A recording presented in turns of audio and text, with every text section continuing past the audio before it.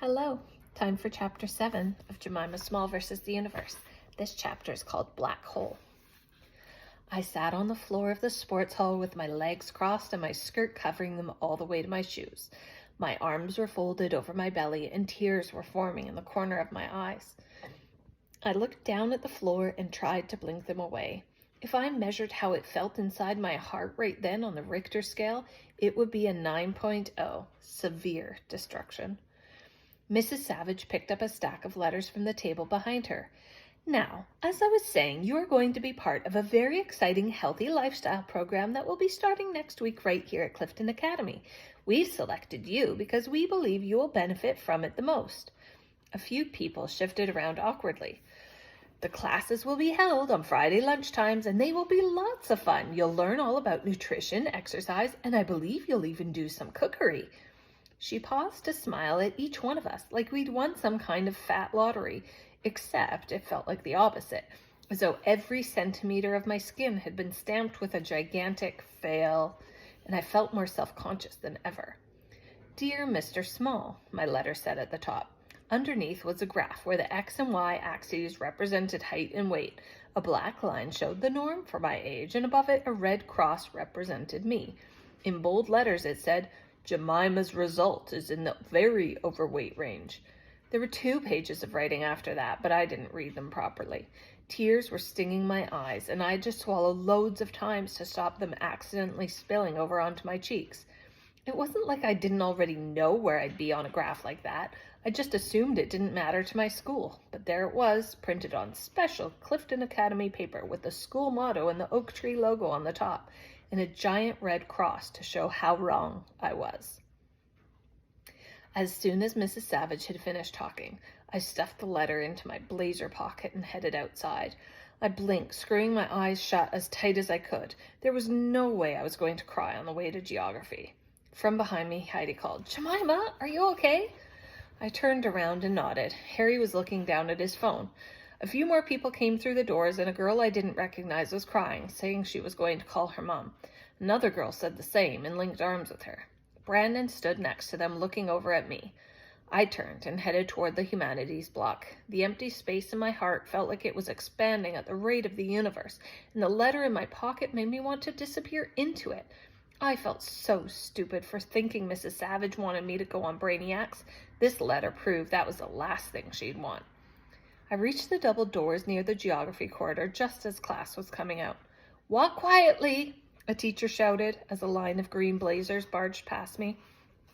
I held the door open and the teacher smiled at me with a perfectly symmetrical face. As the last few people went through the door, someone muttered, Jemima Big. I didn't look back to see who it was. It didn't matter. They were only saying the truth. I was too big. I saw it every time I looked in the mirror, or caught a glimpse of my reflection in a window, or compared my body to someone else's. I even had a letter in my pocket with a special graph proving it. It's what scientists call indisputable evidence. But right then, standing on the gray concrete with the September sun behind me, trying my best to swallow my tears, all I really felt was small. In geography, Miki asked what the meeting was about, but I didn't say. It's hard to tell even your best friend something like that, especially when Lottie Freeman is sitting in the chair behind, prodding your shoulder with her pencil and asking the exact same question. I whispered to Miki that I'd tell him at break. Tell him what at break, Jemima, Lottie said, poking her pencil into my back again. Nothing, Lottie. I tried to sound casual, but there was a lump in my throat the size of Uluru. Miki said, It's nothing to do with you, Lottie. I can find out what it was about anyway, she said. I looked at her over my shoulder. She smirked at me and then laughed. There was definitely something rodent-y about her. She pulled her phone out of her pocket and started typing. I felt my heart beating faster. If Lottie found out what the meeting was about, my life would be over. Lottie, Mr. Kelly called from his desk. You know the rules. No phones in lessons. Hand it to me, please. Oh, but I was just using the calculator, sir. Lottie put on an angelic voice. She always does it when she speaks to teachers. It's about 5 notes higher than her normal voice and 5 times more annoying. Lottie, you don't need a calculator to draw river erosion. Mr. Kelly folded his arms over his yellow tank top. On my desk, please. Lottie's smile disappeared. Sorry, sir, she said, but didn't move. I meant I was checking the time. Mr. Kelly glared at her. Lottie, it's confiscated. Get over it. Collect it from reception at the end of the day. Lottie got up and slowly walked toward his desk. But sir, I need to phone my grandmother at break time. Practically everyone in the class rolled their eyes, including Mr. Kelly. Lottie scowled as she handed it over, and I gave a sigh of relief. At break time, I told Miki I'd meet him in the library and then went down the corridor to the toilets. Someone had written, "Smile," on the mirror in lipstick. I really did not feel like smiling. I stared at my reflection. Auntie Luna told me ages ago that every girl has an inner goddess, but mine must have been invisible because all I could see was Jemima Big. She stared back at me with a face that needed facial surgery, hair the color of sludgy sand, a body in the very overweight range, and thousands of voices in my head repeating, "Jemima Big, Jemima Big, Jemima Big." And the letter in my pocket amplified all of it. It would have been the perfect moment for my inner goddess to appear, but I couldn't sense her at all. Maybe she was just trying her best not to cry like I was. Miki was sitting on one of the yellow stools in the library by the window, playing on his phone. I sat next to him and pulled the letter out of my pocket. "Hey, I'm officially Jemima Big. This confirms it." Miki read the first paragraph and screwed up his face. "What? This is what the meeting was about? That's stupid. I thought it was about Brainiacs. What did Mrs. Savage say?" I put the letter back in my pocket and made sure no one was listening. I have to do this stupid class called Healthy Lifestyle on Friday lunchtimes. I've literally been given a weekly detention for being fat.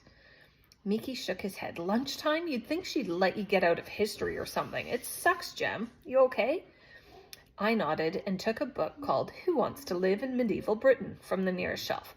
I didn't want Miki to see the tears stinging my eyes, but I also did not feel like reading about medieval torture devices.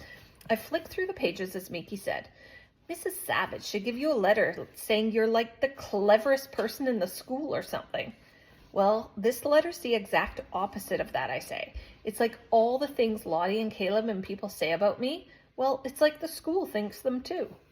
"They don't," Miki said, shaking his fringe out of his eyes. "It was just a dumb weigh-in. Everyone knows Mrs. Savage is a dictator." I smiled. "Exactly. She actually said it would be fun." Miki's eyes lit up. "It could be fun." Then he ducked out of the way like I might hit him over the head with Who Wants to Live in Medieval Britain or something. "I doubt it," I said. "She's probably getting the technicians to build one of these right now." I held up the book to show him a picture of a medieval rack. "She'll stretch me out until I'm the right height for my weight, and then she can plot me on her stupid graph again." "Maybe it'll be okay, Jem. At least it's on Fridays. That's when I'll be rehearsing for the Christmas production, hopefully." He crossed his fingers. "If I pass the audition next week." "You will." Last term, Miss Nisha said Miki had an enormous amount of talent. She said I had an attitude problem, which wasn't technically correct. I had a problem with my character doing shimmy rolls in what was supposed to be 18th century Paris. "Thanks," Miki said. "Help me with my lines at lunchtime. I'm auditioning for Bert, the chimney sweep. He's a main part." "Sure. And next week I'll help you revise for the Brainiacs test. You'll smash it." I smiled as Miki went back to playing on his phone, but inside I felt sick. I looked over at the poster on the pillar by the librarian's desk. "Do you have what it takes to be the next Brainiacs champion?" I thought about all the times I'd watched Brainiacs at home, and Dad saying, "Amazing," or "Brilliant," or "How on earth do you know that?" anytime I got an answer right. I closed my hand around the letter in my pocket and looked at my reflection in the window.